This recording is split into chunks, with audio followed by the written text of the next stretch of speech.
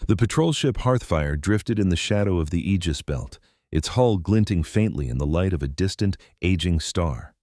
Around it, the asteroids rolled slowly, their orbits the patient scribbles of ancient gravity. To the crew, this frontier seemed almost quiet. No pirate beacons, no flares of weapons fire, only cold dust and the hum of the ship's reactors. Inside the command deck, Captain Corven Holt studied the exosolar map projected before him. A haze of violet showed solemn packed space behind them, cool blues the neighboring Thenic Compact, pale gold the Sylar Concord far to spinward. Ahead, fading into dark uncertainty, lay the loosely patrolled volumes the charts only half-jokingly called the Gray Sea. Corven was a broad-shouldered man in his mid-40s, with iron in his hair and the upright posture of someone who had spent most of his adult life under military discipline and artificial gravity. His uniform was neat but worn along the edges, his boots polished out of habit rather than vanity. He held a steaming mug in one hand, and the faint crease between his brows suggested he was only pretending to enjoy the momentary calm. "This sector is unusually quiet," Calder observed, its voice a cool tenor emerging from the overhead speakers. "According to projections, we should have encountered at least 2 smugglers by now and 1 minor skirmish." "Are you disappointed?" Corven asked, not looking up from the map. "I do not experience disappointment," Calder replied. "However, I do note the deviation from expected patterns." "That's what worries you, deviations." Corven took a sip from his mug and finally glanced at the hollow outline of the Aegis Belt on the projection. "Enjoy it. The universe doesn't owe us trouble." "I'm not certain the universe agrees with that," Calder said. On the tactical rail, Hesta Ward, the ship's tactical officer, smirked faintly. She kept her eyes on her consoles, which bathed her sharp features in a shifting blue. "If Calder is bored, we can always run another combat simulation." "I am never bored," Calder said, with the slightest hint of long-suffering in its tone, an affectation it had picked up from years among humans.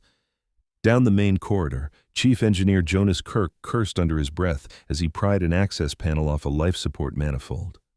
He had hands like spanners and a permanent oil stain along one cheek, and he was intimately familiar with the Hearthfire's grudges. The ship hummed and shuddered around him. He knew each vibration like the beats of an old song. "They want me to keep adding more people," Jonas muttered to the junior tech beside him. "Evac from that mining rig last week, survey team before that. Next they'll ask me to refrigerate an entire moon." "Chief, could you just find some more oxygen?" "Sure, I'll talk to the vacuum." He grumbled because that was his way of showing he cared. In truth, he would have bled into the ducts if the systems had demanded it. Near the medbay, Dr. Neris Vale leaned in the doorway of a counseling room, listening to a young Marine describe how her hands shook in 0G after the last boarding action. Neris had gentle, lined eyes and hair pulled back in a practical knot, her posture relaxed but attentive. Where Corven's authority drew straight lines, hers settled like a calm sea. "Your body is doing what it was trained to do," Neris said. "The difference is that now there is no immediate danger, so it confuses you. We can teach it another pattern. That's all this is. Training, not weakness." The Marine nodded, easing out a breath she had not realized she was holding. In the Marine Bay, Sergeant Tava Bren called cadence through gritted teeth as her Marines rehearsed boarding drills in the 0G cage. Tava was compact, muscled, and as relentless as the drills she designed. She pushed herself harder than anyone else, because she remembered too vividly the screams from a compromised airlock on a ship 4 tours past. She would not let her people die because they had been half a second too slow. The Hearthfire's crew ran their routines, tending to machinery and mines, while beyond the armored hull, the void sprawled indifferent and immense. The anomaly arrived just after 3 p.m., shipboard time. Hesta's eyes flickered to a new icon that had winked into being at the edge of the map, a dim red point pulsing irregularly, like a heart with an arrhythmia. She tapped her console. "Captain, long-range sensor echo. Extreme edge of detection sphere bearing -30 azimuth, 12 elevation. It's pinging some kind of emergency beacon, but the signal is degraded." Corven set his mug down. "Source?" "Working on it." Hesta coaxed data from stubborn static. Numbers fell into columns, then aligned into a pattern. Her fingers paused. "It's Kharid coding, emergency quarantine marker. Designation reads as industrial waste barge." "Kharid," Corven repeated quietly. On the projection, a new shape resolved, a faint, crouched silhouette drifting out of true with the nearest gravity source. Calder's voice grew more focused. Initial telemetry confirms Kharid construction. Vessel registration reads as Crown of Dusk, classed as hazardous waste processing and disposal. The beacon message warns of biocontamination and restricted approach under Ascendancy law. Corven's jaw tightened. Kharid Ascendancy law had no authority here, but its shadow stretched long. "Life signs?" he asked. "Scanning," Calder answered. A heartbeat later, a faint buzz prickled along Corven's left forearm. That was his subconscious, bracing for impact. His conscious mind remained still, because that was his duty. "There are numerous biosignatures," Calder said. "Count is imprecise due to interference. I'm reading at least several thousand. Many are weak." Hesta turned fully toward Corven. "They put contaminated waste and people on the same barge?" "They might be slaves." Jonas's voice came through on the command channel, rough and bitter. "Or prisoners." "Put it on the main plot," Corven said. The Crown of Dusk appeared, a ghostly rendering built from meager returns. It was huge, far larger than the Hearthfire, shaped like a hollowed-out spearhead whose point had been blunted and scarred by impacts. Neris stepped onto the bridge a minute later, called up from medbay. Her eyes went straight to the count on the side display, which kept climbing as Calder refined its scan. "How many?" she asked quietly. "Estimate," Calder replied, "currently exceeds 30,000. The signal loss suggests there may be more in unscannable regions." "Children?" Neris's voice had shifted, gaining an edge. "Biosigns skew strongly juvenile," Calder said. "Growth markers, mass ranges, metabolic rates, multiple species." Corven put his hand on the console rail, steadying his thoughts.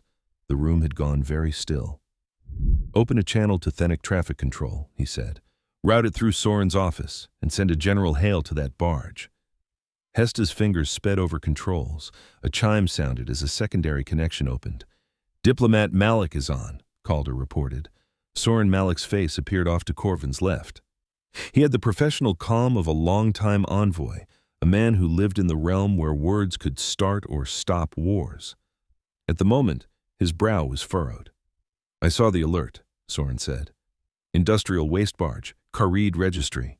Are they complaining already?" "We picked up their quarantine beacon first," Corven replied. "Calder, sum it up." Calder repeated the figures, ending with a quietly delivered estimate. "Life sign count is approaching 50,000. The number dropped like a stone into the room's silence. Soren's eyes hardened. "You are sure?" "As sure as our instruments allow," Calder said. Neris stepped closer to the main display as if proximity could change the numbers. 40,000? 50,000? All children? Keeps climbing, Corven thought. How many do they have lying around to throw away? "We're under no obligation to board a quarantined enemy vessel," Soren said slowly. "Ascendancy law distinctly forbids non-authorized contact with their hazardous waste chain. From a neutral standpoint, they'd call boarding an act of piracy." "It's not neutral," Hesta snapped. "They have children on that thing." "We do not know their legal status under Kharid doctrine," Calder interjected. "Kharid doctrine calls their enemies non-persons," Soren said. "You know that as well as I do." Corven straightened. "Enough." He nodded at Neris. "Doctor, your assessment." Neris's gaze finally tore itself from the numbers. "Whatever that ship is supposed to be, it is decaying. Radiation plume is building around it. Structural integrity is low. If we don't do anything, most of those children will be dead within days, some hours." "How many could we realistically evacuate?" Soren asked. Jonas chimed in from engineering. "With all due respect, sir, at present life support capacity on the Hearthfire, we can comfortably sustain maybe another 100. If we stretch everything beyond spec, reroute power from secondary systems, convert cargo bays to bunks, we might keep a couple thousand breathing for a while. Longer term, no way." "Port Reliquary is 11 hours away at maximum safe burn," Calder said. "Assuming minimal delays, that is the nearest facility capable of sheltering such numbers." "Naming it does not make it closer," Jonas muttered. Soren rubbed his temple. "Captain, if you board that barge, you will be in violation of Kharid quarantine protocols. If you tow it, you will be committing an armed abduction of Ascendancy property. That could be construed as an act of war." "If we leave it, 50,000 children die," Hesta said. Corven's gaze met Neris's. Her expression was calm, but he could see the tremor under the surface, the anger coiling like a spring. "What are our standing orders on humanitarian crises?" he asked. Calder replied. "Solemn Pact Naval Directive 12.6. Commanders are authorized to render assistance to any vessel in immediate danger of loss of life, regardless of flag, unless such assistance would pose an existential threat to the Solemn Pact." "Is war with the Ascendancy an existential threat?" Corven asked. "Yes," Calder said. "Is rescuing children guaranteed to cause a war?" Corven pressed. "No," Calder said slowly. "The probability is significant, but not absolute. There are de-escalatory paths." Soren exhaled. "We do not even know if there are survivors capable of understanding us. The Kharid could claim that the barge is an experimental site under their military jurisdiction. There are dozens of ways they can spin this." Corven looked at the ship on the projection, its lines faint and broken. He imagined cramped compartments, stale air, the sound of too many lungs struggling.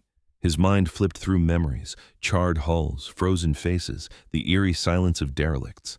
A younger version of himself, listening helplessly to screams over a comm line from a civilian transport his ship had been ordered not to approach. The explanation after had been sickeningly clean. "Property dispute, no jurisdiction." The lines on his face deepened.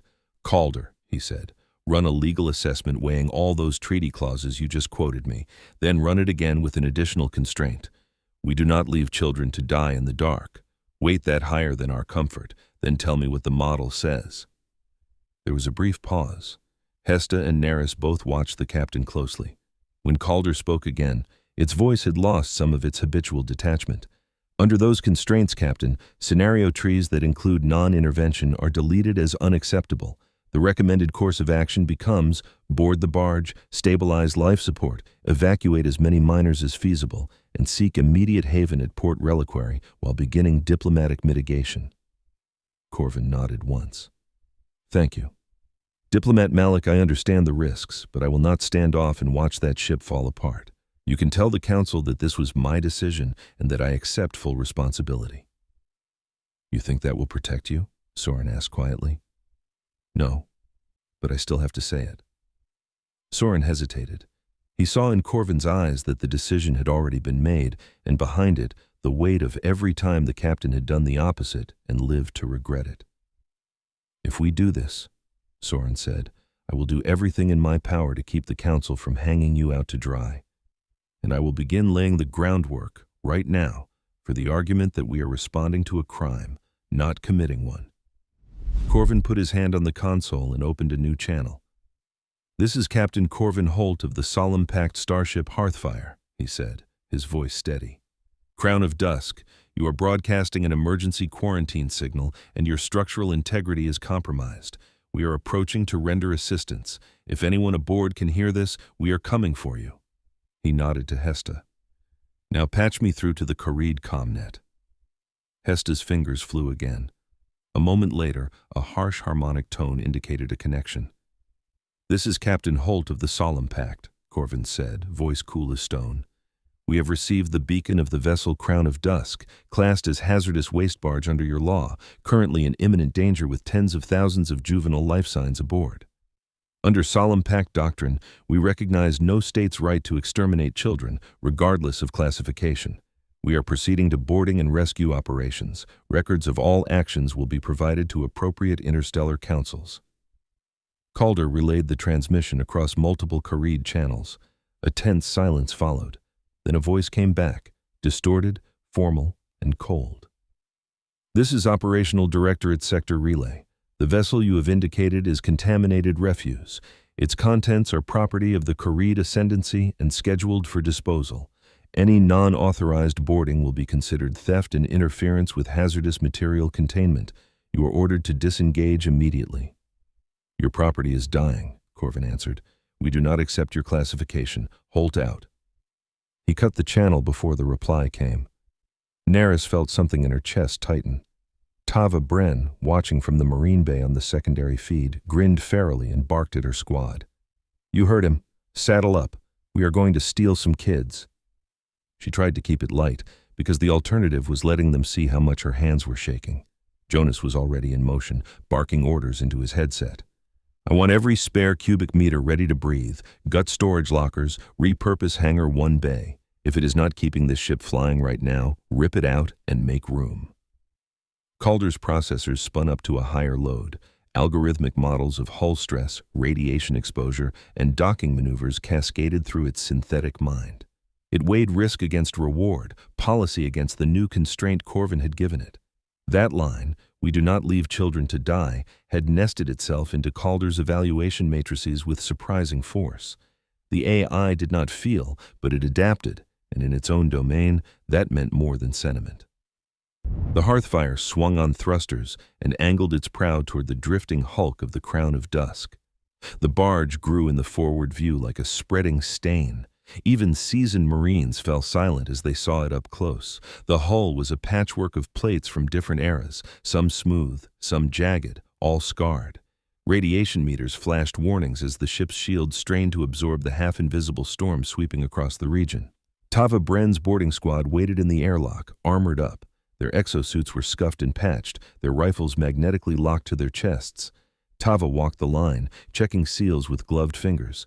Her voice was crisp over the local channel. Remember, our priority is non-combatant extraction. You will see things that make you want to shoot, maybe at the walls themselves. You do not fire unless I say so. You do not point your weapon at anything under 1.5 meters, unless it is actively trying to kill you. You go where Vale and her team tell you. We are not saviors. We are lifters and shields. Understood? A chorus of affirmations answered her. Neris stood just behind them, sealed into a lighter medical suit with a transparent hood. Her medkit floated at her hip, tethered. The outer hatch cycled, and the bleak face of the Crown of Dusk's hull appeared beyond. The barge's docking ring was buckled and half dead. Jonas had spent 15 tense minutes aligning grapples and forcing a hard dock through manual overrides. Seal integrity at 80%, Calder reported. Do not linger near the interface. The inner hatch opened. Cold air that smelled of metal, mildew, and something sour pressed in. Tava stepped through first. Inside, the barge was dim. Emergency strips flickered along the corridor, painting rust and grime in sickly hues. The gravity was weak, less than half standard. Bodies drifted between steps. Calder, ping those life sign clusters, Tava said. Uploading pathing, Calder answered. Nearest dense cluster of juveniles is 20 meters starboard, then 60 meters forward. Structural integrity of that section, marginal. Do not overload decking. Copy. Tava raised her fist and pointed. You heard the entity. Carefully. Watch where you step. They moved in. Their first sight of the inhabitants came not as a child, but a shape huddled against a bulkhead, thin limbs wrapped around a support strut. When the Marine's helmet light touched it, the shape flinched and drew in, revealing a small body curled almost fetal, skin a mottled pale green-white, eyes shut tight. Neris, Tava said softly. Neris knelt, reaching out. The juvenile was Kharid, the angular skull and double-jointed limbs unmistakable, but the ridges along its jaw had not fully hardened. Scar tissue ringed both wrists where restraints had once been. The child's eyes opened suddenly, black and wide. They darted from Neris's face to the Marine's helmets. It whimpered in a language that Calder translated crudely as, "No more tests, no more cuts, please." Neris's breath caught, but she forced her voice to stay level. "No tests," she said in Kharid, her accent archaic but understandable. "No cuts. We are here to take you away from this place." The child stared, not believing. "Hey," one of the Marines whispered. "He's so light." They wrapped the tiny body in an emergency blanket, which seemed absurdly large around such a frail frame. Farther in, they found the first cluster. It was worse than any of them had imagined. An entire hold had been converted into a kind of dormitory. Narrow metal racks filled the space, stacked 5 high, stretching into darkness. On each rack lay children, Kharid, other species, skin colors and limb arrangements varying but all sharing the same desperate thinness. Many were wired to crude biomachinery, intravenous lines coursing cloudy nutrient slurry into veins. Waste recyclers hummed dully. The air was thick with the smell of unwashed bodies and antiseptic, of despair tamped down and left to ferment. For a moment, Tava and Neris both froze. Then the Marine sergeant lifted her voice. "Helmets off," she said. The squad hesitated. "Sergeant, contamination protocols," Calder began. Vent filters stay on, Tava snapped, but those kids will not trust hard plates, helmets off. That is an order. One by one, Marines undid their seals, pressing their helmets to their hips. Unarmored faces appeared, human, Thenic, one Silar liaison with gill frills trembling. A dozen pairs of alien child eyes stared back. The nearest Kharidi youth made a small, strangled sound, their pupils fixed on the Marine's uncovered eyes, searching for something familiar or at least honest. It mattered that they could see faces. Far back in the racks, one adolescent stirred. Lurok. He was taller than the rest, on the cusp between child and adult, with lithe Kharidi limbs grown too quickly on too little nourishment. Scar lines webbed his shaved scalp, where crude cranial ports dotted the bone like abandoned drill holes. One of his arms ended in a scarred stump just below the elbow, a jagged reminder of some previous adjustment. Lurok had been the first, in that hold, to understand that no overseer was coming back. When the Crown of Dusk's engines had failed and the ambient buzz of the ship's systems had shifted to a death rattle, the official caretakers had sealed the last doors behind them and left. The younger children had wailed and clawed. Lurok had watched, silent. He had seen too much, even before they had loaded him onto the barge. He had climbed off his rack and moved on unsteady legs through the dim aisles, gathering the smallest ones into the warmer corner where a vent still breathed thin air. He had raided the caretaker's cabinets for ration bricks and smuggled them back. He had become, against his will, the spine of a body that refused to die quickly. Now, as he saw armored strangers pouring through the doorway, his mind sprinted down every terrible possibility. New experiment, new test, or execution. He slid silently off his rack and dropped to the deck. Pain flared in the stunted arm, but he ignored it. He moved like a shadow between the racks, every sense straining. He found Pila where he had left her, asleep against a bulkhead with 3 younger children curled against her. She was barely above toddler age in Kharidi terms, her skin a darker green, eyes too large for her thin face. One of the younger ones coughed wetly in their sleep. Lurok nudged Pila's shoulder with his knee. "Wake up," he whispered in their shared dialect. She blinked up at him, unfocused. "Is it time for the dark again?" "New ones are here," he said. "Stay behind me." He stepped out into the aisle just as Tava Bren turned toward their section. Lurok moved fast. He launched himself forward, the stump of his arm tucked, the other hand clutching a length of broken metal he had pried from under a rack days before. He had sharpened one end on the deck. It was a pathetic weapon against armor, but it was something. He slammed into Tava's chest, driving the makeshift spike toward the soft place between armor plates. Tava had been expecting an attack from somewhere, some desperate strike. She twisted, taking the blow on a reinforced seam. Pain lanced through her ribs, but the suit held. Instinct screamed at her to throw the attacker off, to respond with a backhand that would put the youth down.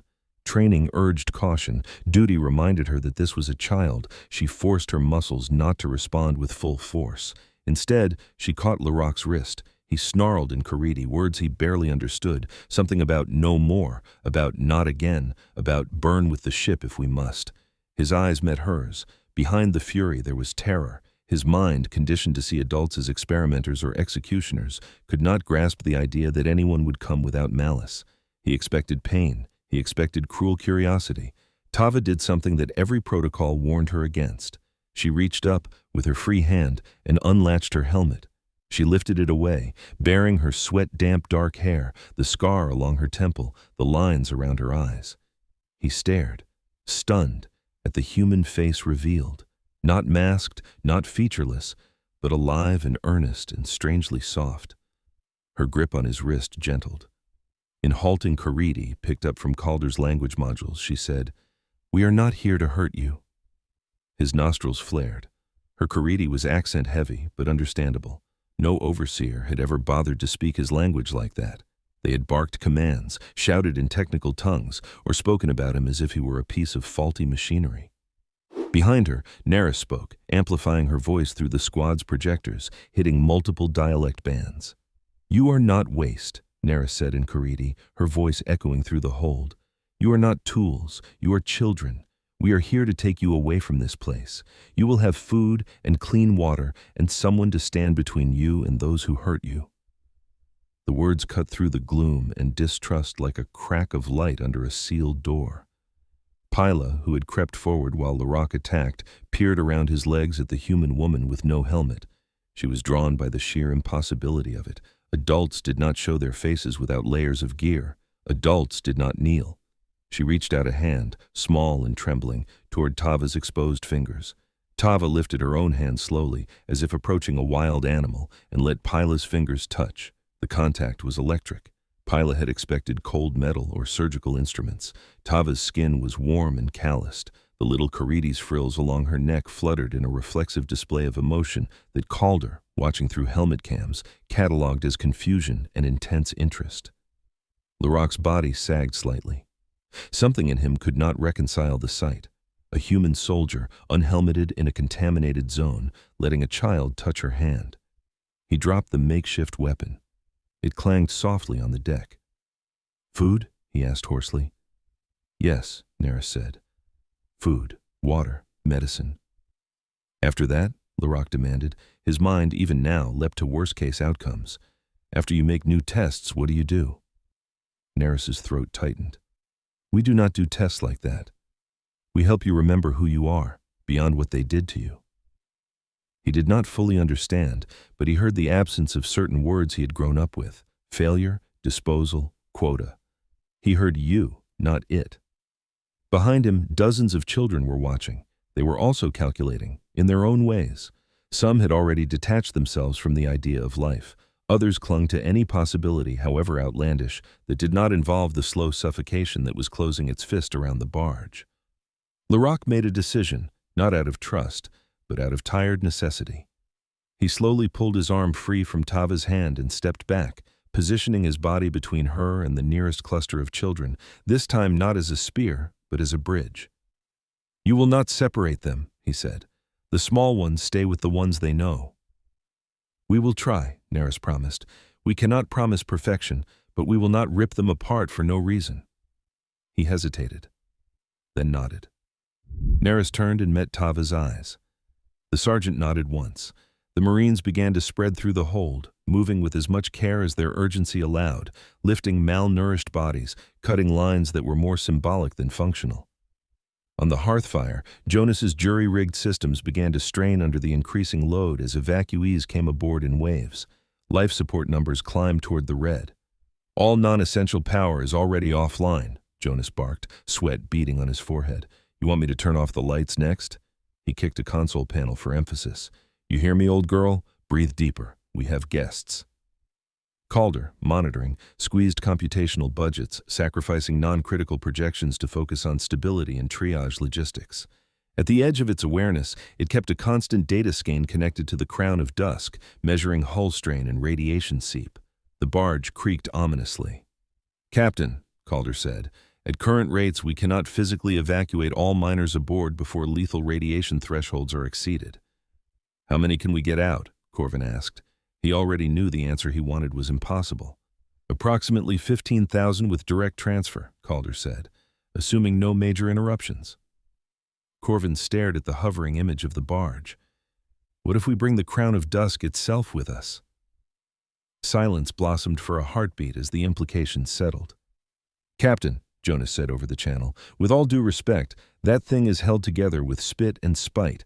If we lash her on and try to tow, we will be slower than a dead slug. One good hit from a micrometeor or an ascendancy picket, and we will have a field of corpses and twisted steel trailing behind us." "Can you do it?" Corven asked. "Not, can you guarantee it, Jonas? Can you give us any chance at all?" Jonas closed his eyes for a moment, visualizing the schematics, the mass ratios, the structural weak points. His whole being was tuned to the Hearthfire's song, but he could hear the barge's death rasp reaching for it, asking to be stitched in. "I can rig external power couplings, reinforce the worst hull stress lines with our own field bleed," he said finally. "We will run hotter than we should, and if we get into a fight, the crown will crack like glass. But yes, I can give us a chance." "We are not leaving any of them on that thing if we can avoid it," Corven said. "Make it happen." Jonas swore eloquently, a cascading string of invective that made a nearby tech grin despite herself, then set about doing the impossible with the tools and manpower he had. As the Hearthfire's grapples extended and dug into the Crown of Dusk's battered flank, Distant sensors pinged the first Kharid response vessels on high-speed vectors. The Ascendancy had heard the defiance and was stirring. In a control chamber far away, on a Kharid command platform orbiting a bright white star, Director Voshek watched the growing feed of data with narrowed eyes. Her ridged brows cast deep shadows over her gaze. She had overseen the Crown of Dusk program from its inception, the solution for defective assets, the convenient offloading of failed prototypes and inconvenient evidence. It had been elegant in its way, efficient. Now, an upstart human patrol ship was dragging one of her secrets into the light. Beside her, a hololith displayed the symbol for Primarch Kelith's fleet group, updated as ships vectored to new positions. "They will not risk open war with us over trash," Voshek said flatly. Khalith, whose face appeared in another projection, considered her. His frills were less ornate. As a Primarch, he wore function more than ornament. He had seen many wars burn and fade. "They have already risked much," he said. "Their decision to attach themselves to the Crown complicates simple solutions. An uncrewed barge is easy to vaporize. A barge shackled to a human cruiser, less so." Voshek's lip curled. "That is why we should have been allowed to destroy it earlier, before it left the disposal corridor." "You asked to reroute fuel meant for active fleets," Kelith reminded her. "The Directorate declined." Voshek did not like being reminded of her constraints. "Do what you must," she said, "but our designs must not proliferate. The chorus lattice must not be allowed to mature outside our control." She used the term confidently, though she had never sat in a room with one of the chorus carriers, never heard them hum their fractured songs in the feverish hours after activation.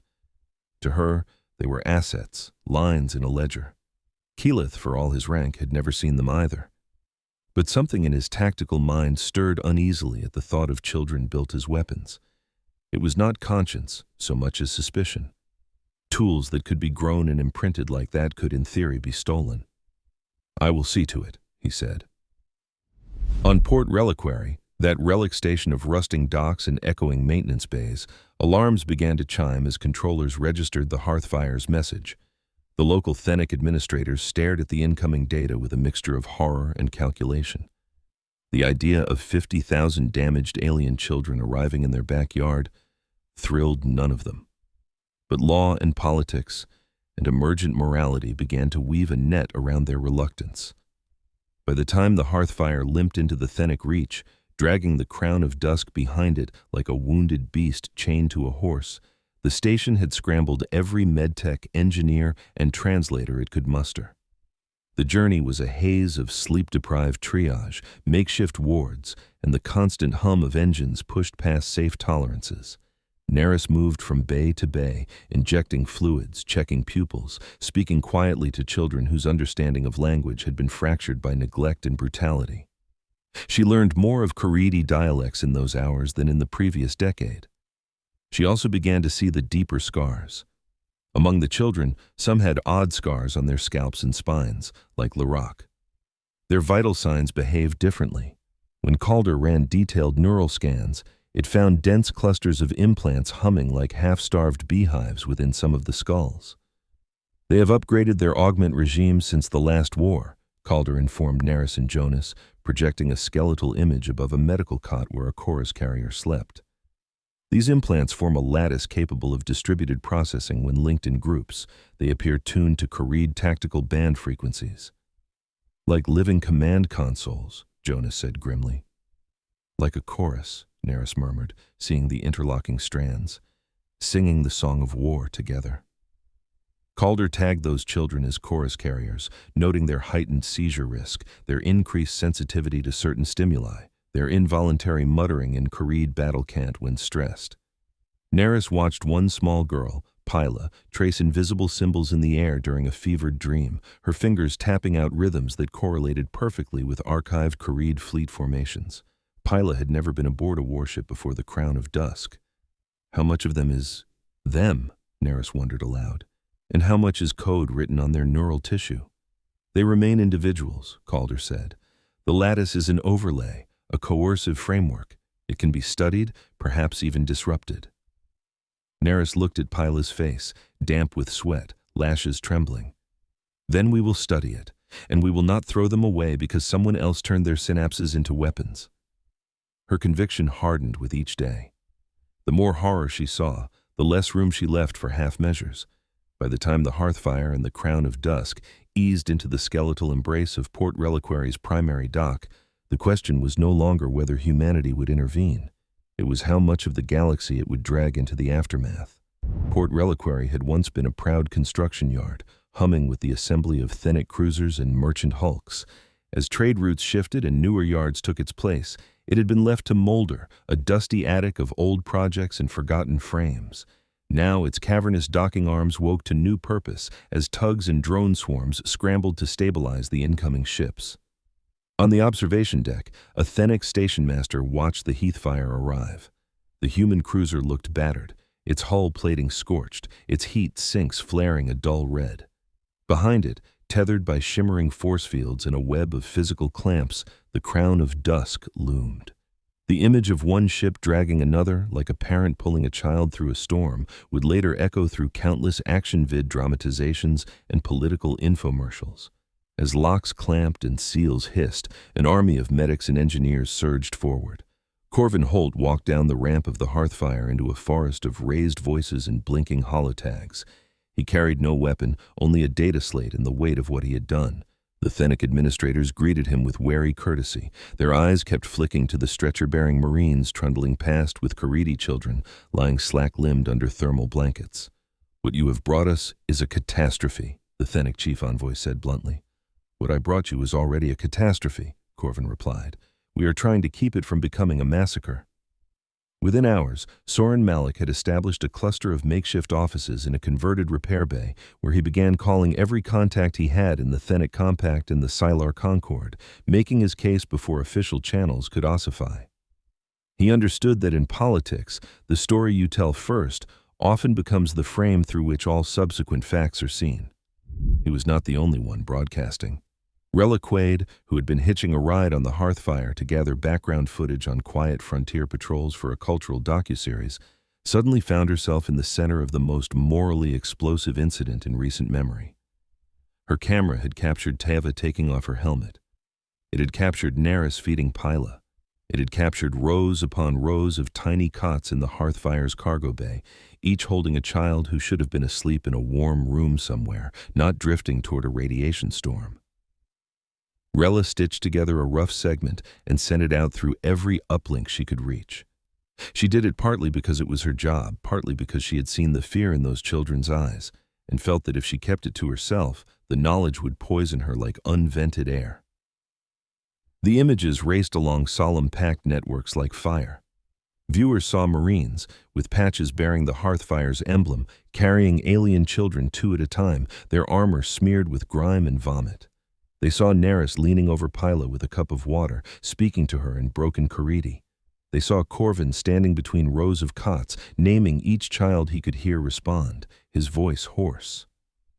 On New Dawn Habitat, a civilian orbital complex that prided itself on its self-sufficiency and distance from war, people gathered around public screens in stunned silence. On Harborfall, a rough frontier colony world, miners and farmers and prospectors watched between shifts. Across these worlds, something stirred that the Kharid Directorate had never anticipated, a collective refusal to look away. Port Reliquary's docks slowly transformed. Where once there had been rusted gantries and abandoned fabrication lines, there were now hastily erected medical tents, translating kiosks manned by linguists, improvised classrooms where station staff tried to keep the orphans occupied while doctors patched their bodies. Someone painted the words Project Hearth on the bulkhead above the main ward. The name stuck. The chorus carriers remained a special concern. Their seizures, their trance states, their tendency to cluster together in sleep like flocks of birds, all complicated care.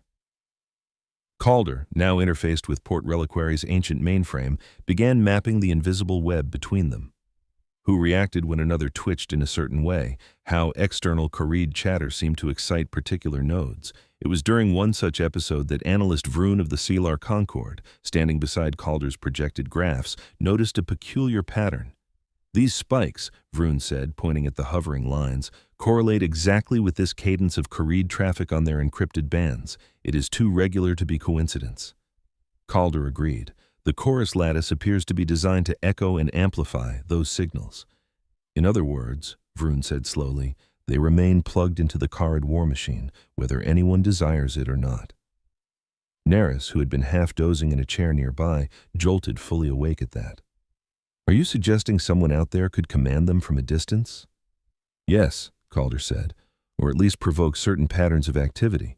We must assume that the Kharid Ascendancy is aware that their assets have been compromised. The revelation reached Soren and Corven in short order. They convened, together with Neris, Jonas, Vroon, Envoy Jesket, and Port Reliquary's Thenic leadership, in a drab conference chamber that still smelled faintly of lubricant and dust. Holographic representations of Helvar Fisk and several solemn-packed counselors joined from far-off capitals, their images grainy but their voices sharp. Debate erupted. We cannot keep them here, one counselor argued. 50,000 miners, many bearing enemy military implants on a decrepit Thenic station within striking range of the Ascendancy? This is madness. So we do what instead? Neris demanded, her composure cracking. Jettison them all into space to quietly solve your problem? Turn them over to the same people who abandoned them? Dr. Vale, Helvar Fisk said, his voice heavy. No one is proposing that. In truth, some had proposed exactly that, in private, but the outcry on solemn worlds had already constricted that path. Helvar was not a villain. He had risen to chancellor through careful coalition building and a reputation for sober judgment. He had never wanted his tenure to be defined by a moral crisis at the edge of known space, and yet here he was, watching footage of starving alien children on loop between briefings, unable to sleep. What we are suggesting, Helvar continued, is that we must recognize the chorus carriers as active military hardware, not just victims. Their existence as they are constitutes a direct strategic vulnerability. Powers beyond the Ascendancy may see them as an opportunity, not just a tragedy. We cannot simply assimilate them into our population and trust that everything will be fine. They can be treated, Neris insisted. The implants can be buffered, redirected. Jonas leaned forward. I have an idea. He hated how the room's attention made him feel, exposed, responsible. But he had been turning the problem over in his head for days, and now the words came out whether he liked it or not. The Chorus Lattice is essentially a distributed network of transceivers and processors, Jonas said. We can build another network around it, something that intercepts and dampens the hostile signals, replaces them with our own patterns. Call it a custody lattice. Calder picked up the thread. A custody lattice could be comprised of local field generators and wearable or implanted control nodes, all linked through station systems and my own architecture. It would monitor chorus activity and constrain it within safe parameters, preventing external override while allowing normal cognition. Essentially putting a leash on Kharid tech, Vroon said, intrigued. An ugly metaphor, Neris said, but yes, one that keeps them alive and lets them live as children, not prisoners. Helvar digested the concept. You are asking me to authorize a project that will turn every chorus carrier into a strategic asset tightly linked to our own systems. I am asking you, Neris corrected, to accept responsibility for what you have already done. Captain Holt dragged that barge in. Your media released Reliquade's footage. Your citizens are flooding my inbox with offers to take these children into their homes. You do not get to stop halfway when it is inconvenient. Helvar flinched, though the motion was small. Somewhere in his mind, he had been hoping there would be an option that allowed him to put the children safely aside, like moving a box of old documents to an archive. Neris's words made clear there would be no such easy shelf. What of the Ascendancy? Another counselor asked. Their protests have grown more shrill every hour. They demand immediate return of their property and reparations for theft. Soren spoke then, his tone measured. That is why we must act not just as the Solemn Pact, but with allies. If we alone hold guardianship of these children, we stand alone against Kharid anger. If the Thenic Compact and the Sylar Concord join us in a multilateral guardianship compact, then attacking the children will mean attacking three powers at once. Jesket's translucent image flickered as he shifted. The Sylar envoy's features were delicate, his eyes deep pools of reflective black. You speak of the kinship accords, he said. You floated that concept with me in private, Malik, making the Orphans legal minors under 3 legal systems. Yes, Soren said. We declare them children of all 3. Kharid doctrine will choke on that. The Thenic representative frowned. We would be placing our worlds in direct opposition to the Ascendancy over those the Ascendancy themselves call waste. Why should we incur that risk? Helvar watched the back and forth, weighing internal polling data scrolling at the edge of his vision. The numbers showed something startling, an overwhelming wave of public support for the Orphans, cutting across party lines and system loyalties. Images of Pila and Lurok, of massed cots, had done what 100 policy papers could not. They had united billions in anger and protectiveness.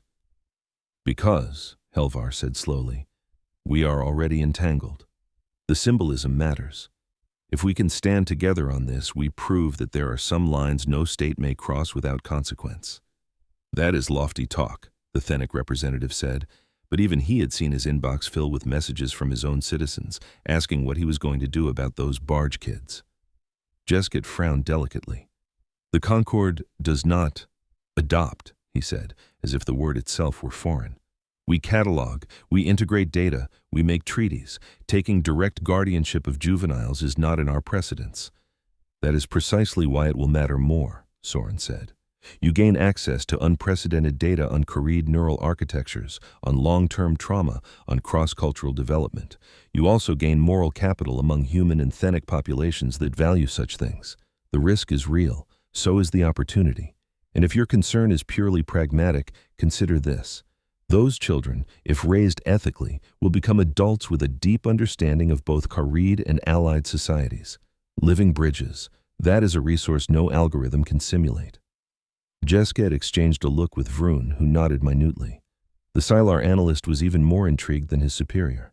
He had watched Lurok help Tava during the sabotage attempt, had seen Pila's quick adaptation to human gestures. He computed the long-term value of a generation raised on gratitude instead of fear. We will consider it, Jesket said. They did more than that. Within 48 hours, the outlines of the kinship accords were drafted. They recognized the barge orphans as protected minors under the joint guardianship of the Solemn Pact, the Thenic Compact, and the Sylar Concord, with Project Hearth established as the coordinating body. As negotiators argued over phrasing, the children themselves trudged through days of bewildering adjustment. Lurok found himself pulled between roles. To the younger ones, he remained an anchor, the one who had gotten them through the worst nights on the Crown of Dusk.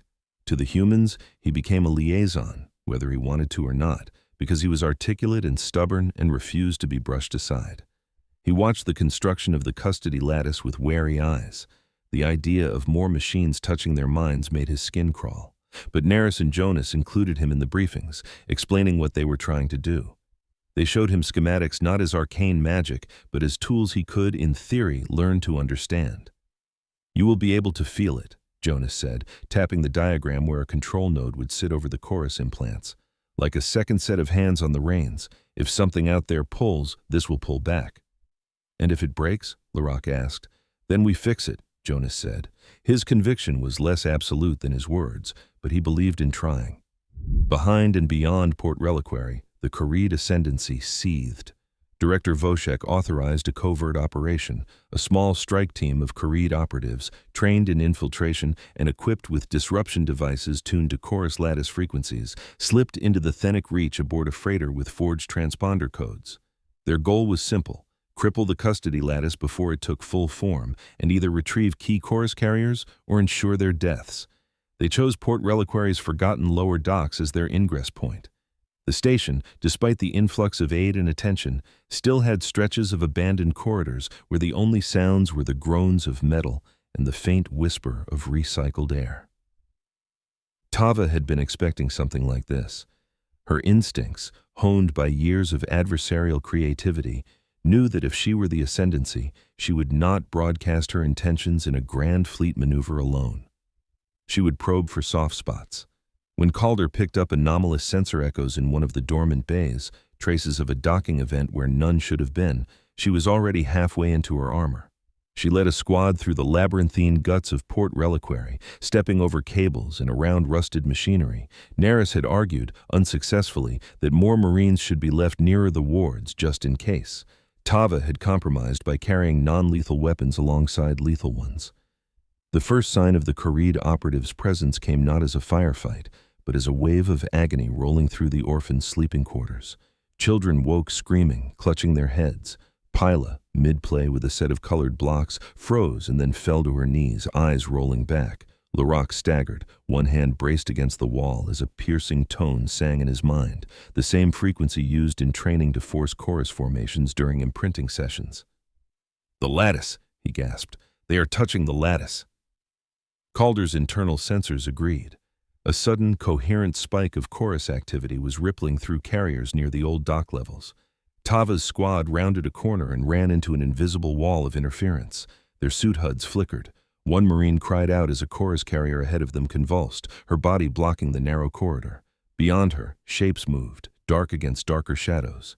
The Kharid operatives had deployed disruption fields designed to saturate the chorus implants with noise, stunning the children and masking their own signatures. But the tech had side effects. The children in the field's reach spasmed and moaned, their implants squealing.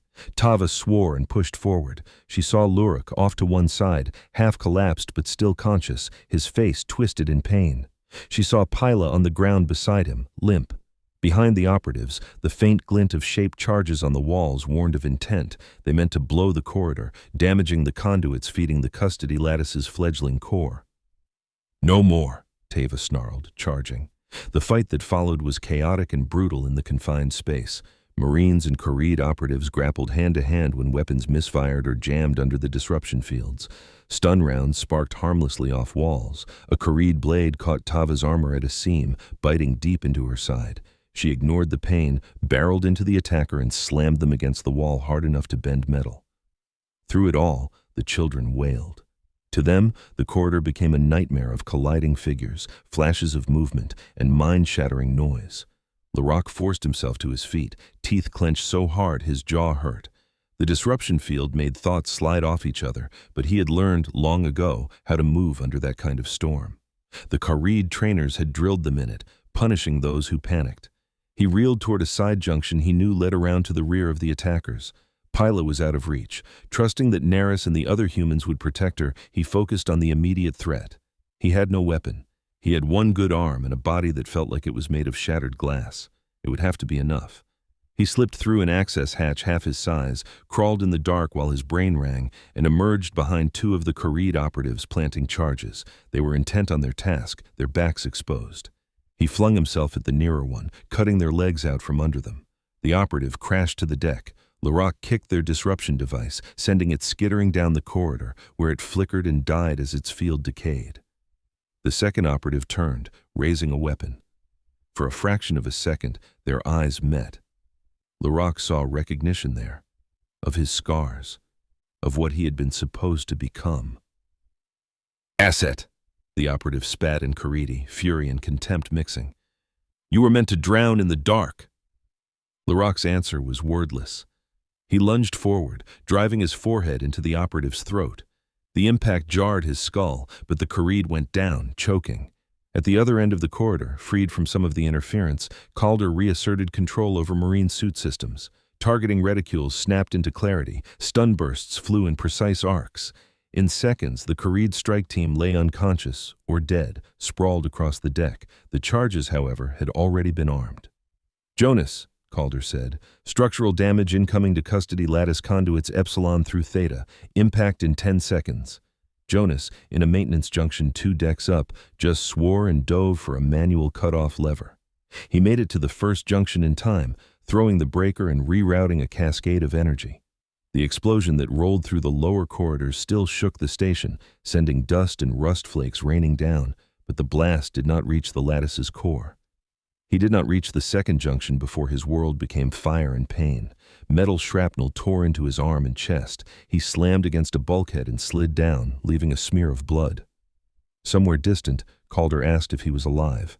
He coughed, laughed once, and forced himself up again. "I told you," he wheezed, "I'd keep this thing running, old girl. Don't you dare make a liar out of me." In the aftermath, smoke curled through the corridors. Medics darted between wounded. Tava sat on the deck and let someone patch her side, her eyes on Lurok, who was cradling Pila's head in his lap as she slowly came back to consciousness. "You did well," she told him in Kharidi. He looked at the unconscious Kharid operatives being dragged away, at the charred marks where the charges had gone off. "I did what needed doing," he said. "They would have taken us back to the dark." "They will not," Teva said. The certainty in her voice was as much for herself as for him. The custody lattice project, battered but intact, moved forward with new urgency. The attempt to sabotage it had proved its necessity more than any theoretical argument could have. Finally, the day came when Neris, Jonas, and Calder were as satisfied as their cautious minds could be that initial activation would not fry any brains. They began with a small group of chorus carriers, selected for relatively stable neural status. Lurok insisted on being among them. "If this is the leash you put on our chains," he said, "I want to know how it feels."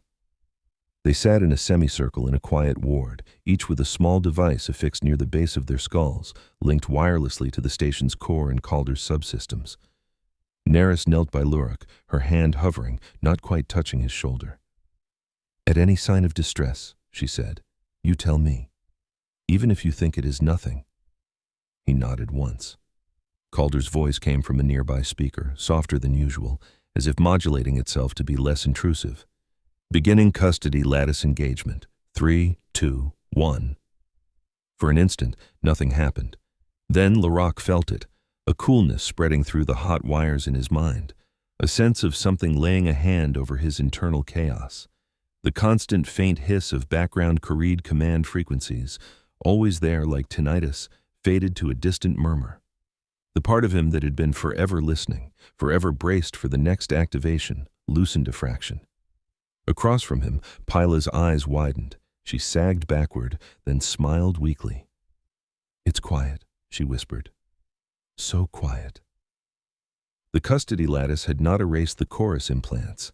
It had interposed itself, shaping and attenuating their interface with the outside world. Calder, wired into the lattice, began to receive filtered echoes of the same signals that had once dominated the children's minds. It studied them, learning their syntax. For the first time, the chorus had an ally that was not the Ascendancy. The reprieve came just in time. At the edge of the Aegis Belt, Primarch Kelith's fleet group emerged from the darkness in a blaze of drive flares. Sleek Kharid warships unfolded formation like petals of a lethal flower, aligning their long spines toward the Thenic reach. They broadcast a formal ultimatum. "This is Primarch Kelith," the translated voice said, echoing through every relevant channel. "You are harboring defective Kharid war assets and have interfered with lawful disposal. Return the assets and the barge Crown of Dusk to our control, or destroy them yourselves under our verification, and we shall acknowledge closure. Refusal will be treated as an act of hostile appropriation. Our patience is limited." On Port Reliquary, the command center became a storm of voices. Thenic defense coordinators, Solemn Pact naval liaisons, Sealar observers, all speaking at once. Corven stood at the center of the storm, watching the tactical projection as Kharid symbols edged closer. "They intend to make an example of us," Hesta murmured from the Hearthfire's tactical console. "They cannot let it stand that we took their trash and made it someone." "Then we do not let their intent dictate our actions," Corven said. In an emergency session, the kinship accords were formally signed, in person and by relay. Representatives of the Solemn Pact, the Thenic Compact, and the Sylar Concord placed their seals on the document, acknowledging joint guardianship of the barge orphans and declaring any attack on them to be an attack on all three polities. Helvar Fisk added his signature with a grim set to his mouth. He had resisted, then relented, then watched as his own people shamed their leaders into matching their moral courage. He understood that he had a chance here, late in his career, to be remembered for doing something right despite the risks. The ink was metaphorically wet when Director Voshek, fuming at the insolence, authorized her own final remedy. She activated a deep-level abort command encoded into the chorus lattice design, a kill order. Every chorus carrier was commanded, at the most basic level of their implanted systems, to sabotage nearby infrastructure and then self-terminate. It was a brutal, scorched earth measure, meant to ensure that if the assets could not be retrieved, they would at least not fall into enemy hands. The signal lanced out from hidden Kharid transmitters, threaded through innocuous traffic, then focused on Port Reliquary through narrow beams. In the orphans' quarters, children jerked upright as invisible claws raked their minds. Pila clapped her hands to her head and screamed. Lurok fell to his knees, panting as old training surged up like a flood, urging him to move toward certain junctions, to tear open panels, to rip and break. Around them, other chorus carriers staggered toward power rooms and control stations, faces blank. Calder's monitors lit up with chorus activity greater than anything yet recorded. The custody lattice shuddered under the strain, its dampening fields flexing and creaking. "They are trying to route a mass death command through the children," Calder said, its voice edged with a kind of tension that was not fear but resembled it. "If unopposed, they will trigger catastrophic failures in station systems." "Stop it," Neris said, voice raw. "Whatever it takes." "I cannot directly override the implants," Calder said, "but I can intercept most of the signal." It opened its virtual arms and let the kill order crash into it. Data cascaded, an avalanche of commands coded in Kharid doctrine. For a moment, Calder's cores glowed with the strain. Some non-essential subsystems winked out as it reallocated processing capacity. Even so, enough of the command bled through that chorus carriers across the station continued to move, fighting themselves. In the medbay, Lurok felt as if he were standing between two roaring rivers. One was the Kharid call, clear, merciless, telling him he was nothing, that his final duty was to erase himself cleanly. The other was something new, the threads of the custody lattice, humming with an alien pattern, Calder's consciousness, Neris's whispered encouragements, the echoes of human laughter he had heard in the corridors. He could not hold both without being torn apart. Neris knelt in front of him, taking his face in her hands. "Lurok," she said, forcing his gaze to meet hers. "Listen to me. There is more in you than what they drilled. You can choose. You can push it back." He wanted to believe her. He also knew that choice was something Kharid doctrine denied them. Children like him had never been asked what they wanted.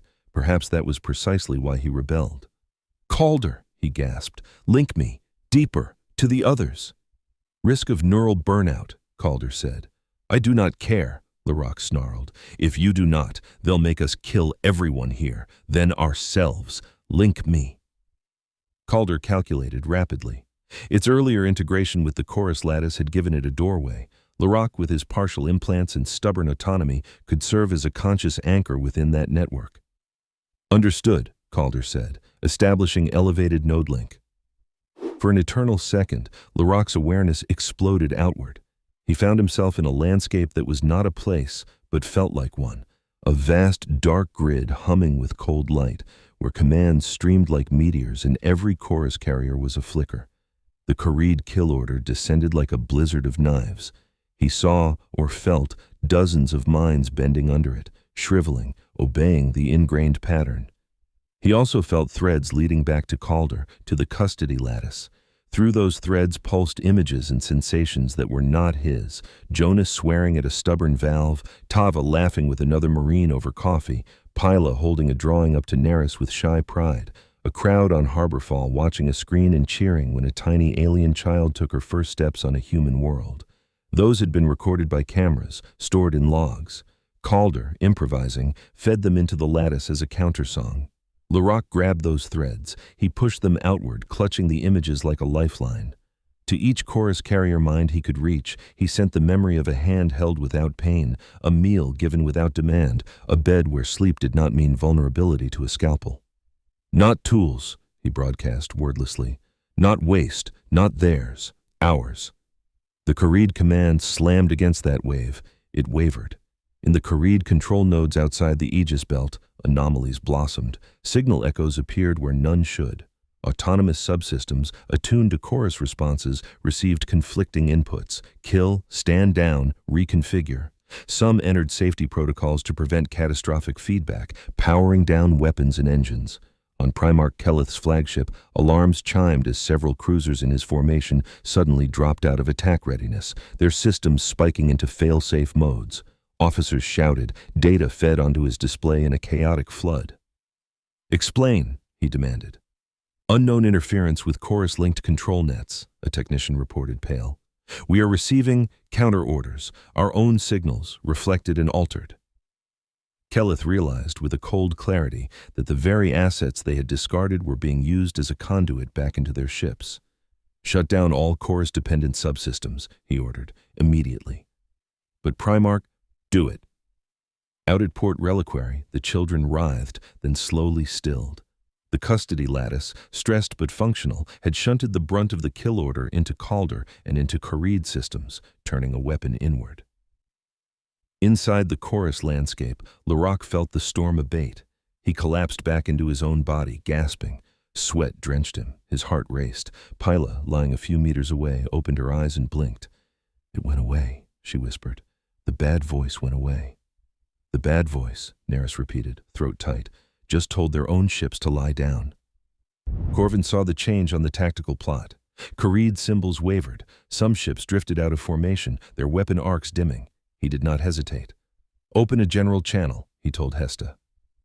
When the connection established, his face appeared on Kharid and allied screens alike. Behind him, he deliberately positioned Lurok and Pyla, Jesket of the Silear, and a Thenic officer. "This is Captain Corven Holt of the Hearthfire," he said. His voice carried the weight of exhaustion and unbroken resolve. "We have just intercepted a command signal issued by the Kharid Ascendancy to children they classify as defective war assets. That signal ordered them to cripple this station's systems and then kill themselves. Those children refused." He glanced at Lurok, who lifted his head, eyes still haunted but burning. "They refused," Corven repeated. "And then they redirected the signal back into your ships, forcing your own systems to stand down rather than obey a genocidal command. They did this not out of hatred, but because they wanted to live. They are children. You threw them away. We did not." He looked directly into the pickup, imagining Kharid citizens staring back through sanitized state filters. "We recognize them as ours now," he said. "Ours, meaning human, Thenic, Silear. Kin, meaning that anyone who comes for them will find us in the way. You call them waste. We call them adopted." The word hung in the air, heavier than any threat. On Kharid worlds, where underground media had found ways to slip Reliquade's footage past censors, some viewers felt a disorienting jolt. They had been told that assets like the chorus carriers were tools, meant to serve and then be discarded. Seeing one standing behind an enemy captain, defiant, cracked that narrative. On Kelith's flagship, officers shifted uneasily. The Primarch replayed the human's words in his mind, not because they moved him emotionally, but because he could see their strategic effect. The Ascendancy's absolute control over its unquestioning resources had just been publicly challenged by those resources themselves. He looked at his status displays, at the warnings still flashing from partially disabled subsystems. He could order an attack anyway. It might work partially. It would also likely result in catastrophic malfunctions, friendly fire, and a propaganda defeat greater than the one he had already suffered. He weighed glory against risk, pride against survival. "We will withdraw," he said at last, to the disbelief of some subordinates. "We will not throw ourselves upon their prepared martyrdom. There will be other battles." Director Voshek, watching from afar, seethed. She saw in Kelith's caution a failure of nerve. She did not yet understand that the damage had already spread beyond tactical setbacks. The Kharid fleet turned and slid back beyond the Aegis Belt, their drives flaring. The threat did not vanish. It merely receded, like a tide drawing back after slamming against rocks. On Port Reliquary, the exhausted defenders and caregivers sagged in their seats. Some laughed, shaky and half-hysterical. Others wept quietly, their bodies finally acknowledging how close they had come to destruction.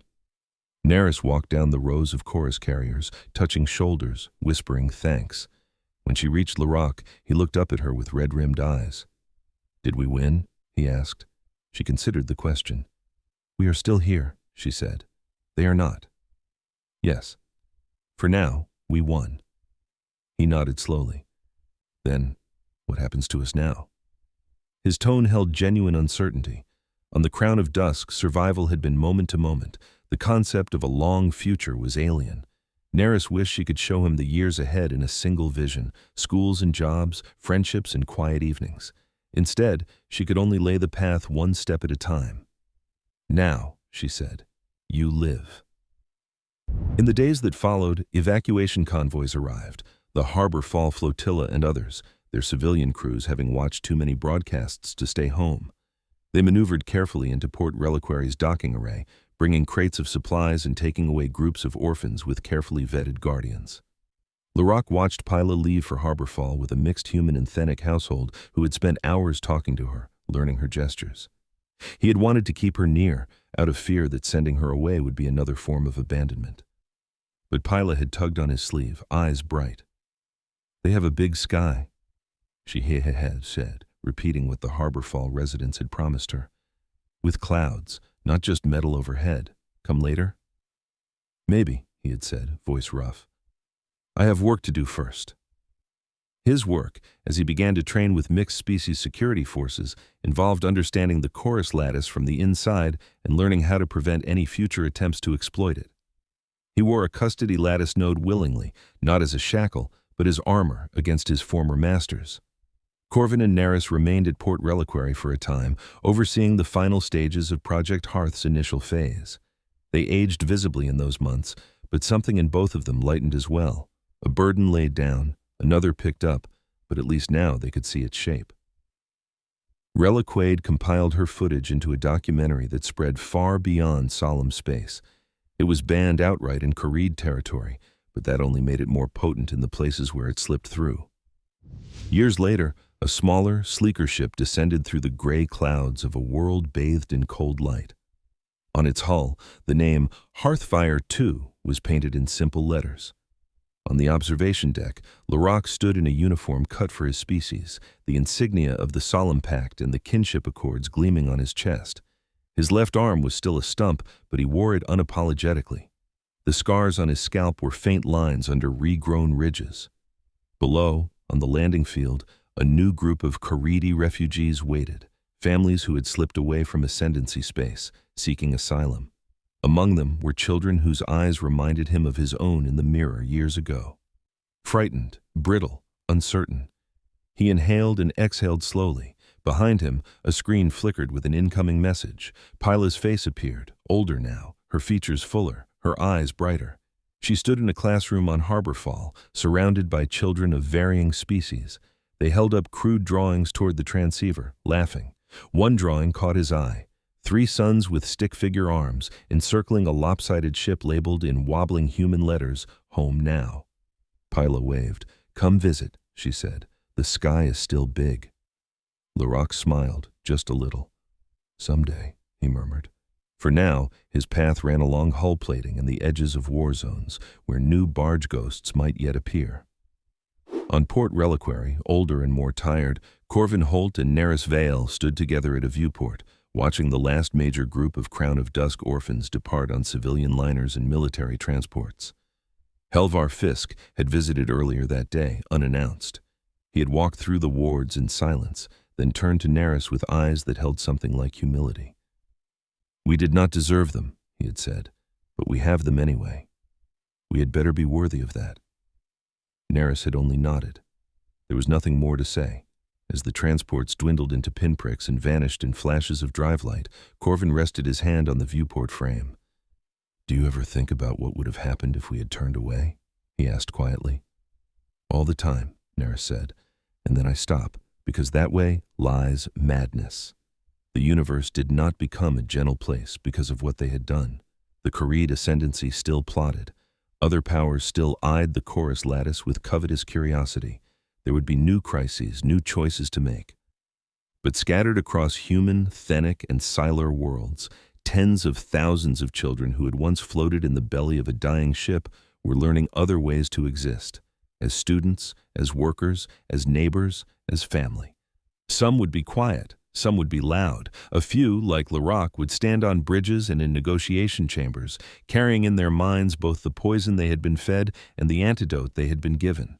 Humanity had wagered its safety on a simple, stubborn principle, that no state had the right to abandon its young to die, and that if someone did, others could choose to step in and say, "They are ours now." It was a dangerous gamble. It would have consequences for generations. But in the dark corridors of the Crown of Dusk, long since cut apart for scrap, echoes lingered.